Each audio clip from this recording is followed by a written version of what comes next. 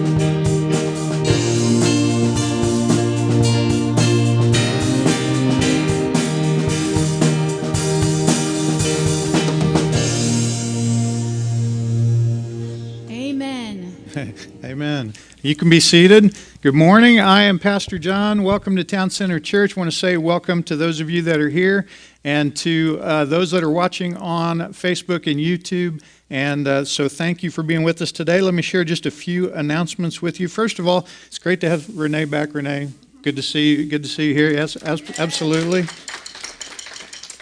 Hey, thank you so much for those of you that just continue to and have for during all of this COVID season of life, given financially, faithfully, just so appreciate it. And so I just want to continue to just say thanks. As you know, there's a lot of businesses, some churches, organizations that are really struggling, and you have enabled us to continue doing good ministry. One of those things that ministries we continue to do is our community meal, which happens every Wednesday, 5:15 to 6:15. I think last week we served around 65 people, if I remember right. And so if you would like to be a part of that, we're always looking for volunteers, both for food teams and for people that can help set up, tear down, all kinds of things. Or you can just come and enjoy the meal. It's free to you too. And so you can come at 5:15. At 6:30, we have gatherings for our student ministry, and we have an adult Bible study. And then a week from this Wednesday, so it'd be the first Wednesday in May, I'm going to be starting a parenting class. We're offering this not only to our church, but also to our daycare and trying to get the word out in the community. So if you know of somebody that you think might be interested or might benefit from that, please let us know. We want to try to get an idea of the number of people that are going to be involved in that. So again, that will start the first Wednesday of May. A couple of other quick things. Our daycare center from time to time is looking for good employees, and so we are still in hiring mode right now for a couple of positions. So again, if you know of someone that might have interest in that, make sure you have them give our director, Rachel Still, or our assistant director, Nick Perry, a phone call. Next week, we are going to be starting, in 2 weeks, we will be starting a new series called Because of You. So here's where we're coming from with that each one of us has at least one, maybe multiple people in our life that we could say, hey, because of you, my life was really blessed in this way. Because of you, God was able to do this thing in my life. It could be a parent, sibling, aunt, uncle, grandparent, a teacher, a coach, could be anybody. Well, I'm going to be looking for some people during that series that might be willing to share either by video or live a little testimony about whoever that person might be in your life. So begin giving that some thought. If you have some interest maybe in sharing a testimony, let me know and we will get you on the schedule. One thing I just want to kind of put on your radar, and we'll give you more details as we get closer. This summer, in June and July, we are going to be doing a couple of outdoor family movie nights right here on our property. So put it on your calendar. I believe, you know what, I'm not going to tell you the dates yet because I know I'm going to get them wrong. I will share the dates next week, but we're going to do 2 Fridays in June, 2 Fridays in July, and just wanted to kind of put that on your radar so that you're planning ahead to come. We just want to create some opportunities for people to be together, right? And so we hope that you'll come out to those in June and July. All right. I think that's it. Did I forget anything? Not that I know of. All right. Well, let's stand again and let's worship.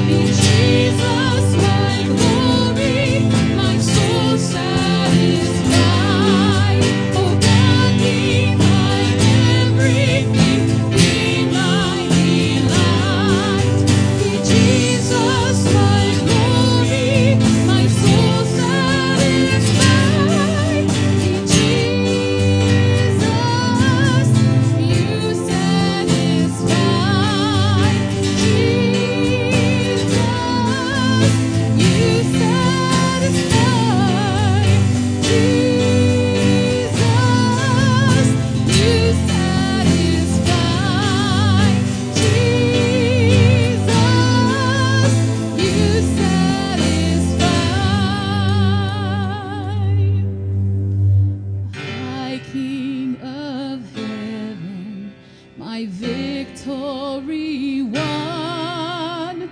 May I reach heaven's joys, oh bright heaven's sun. Heart of my own heart, whatever befall, still be my vision, oh ruler of all. Sing that last line again. Still be my vision, oh ruler of all. Amen, Jesus. Thank you for being our vision. Thank you for loving us. Thank you for allowing us to love you. You're it. You're it for me. I truly just want to seek you in everything that I do, Father. In every joy, in every struggle, in every pain. Thank you for allowing me to do that. Thank you for being the Father that I never had. We love you, Jesus. The more I seek you,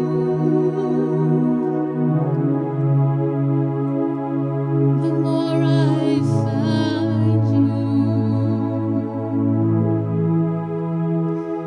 The more I find you, the more I love you. Sing that again. The more I seek you, the more I find you. The more I find you, the more I love you. I wanna sit at your feet, drink from the cup in your hands, lay back against you and breathe, feel your heartbeat. This love is so deep, it's more than I can stand. I melt in your peace, it's overwhelming.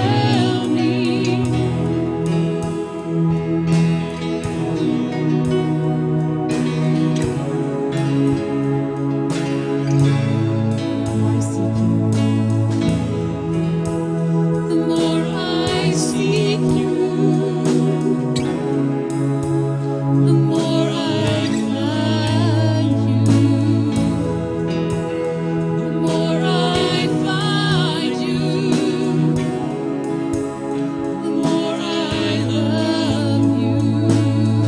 I wanna eat. This love is so deep, it's more than I can stand. I melt in your peace, it's overwhelming. I wanna sit at your feet, drink from the cup in your hand, lay back against you and breathe, feel your heartbeat. This love is so deep, it's more than I can stand. I melt in your peace, it's overwhelming. It's overwhelming.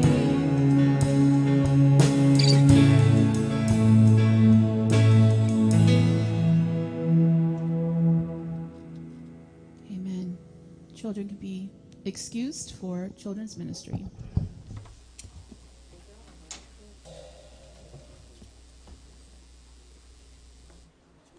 Hey, and as we continue our Life Verses series, this morning Kirby Haskins is here. He's going to share a little bit about his life verse and why that is his life verse. So Kirby, thanks. Take it away. Okay. So my life verse is Psalm 147:3. It says, "He comes to heal the brokenhearted and bind up their wound." So there are really three key points in my life that I can point back to where that verse really took shape. And you'll see how they kind of play out in a minute. The first one was in Oklahoma City in April of 1995. I was down there actually to be a music pastor at Mid-America Bible College, and I had a good friend of mine die in the Federal Building explosion, and I was there at 9:30. Happened at 9:04, and at that moment I was standing in the back. It would be the southwest corner of the building, and I made a verbal declaration that I will never be in a situation where I can't help somebody medically, because I felt completely hopeless.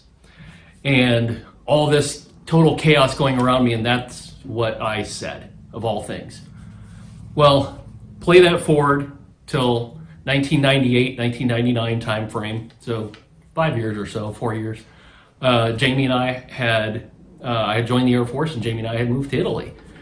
And of all things, my job had taken me to load bombs and airplanes for the Air Force. And we were there under the direction of NATO.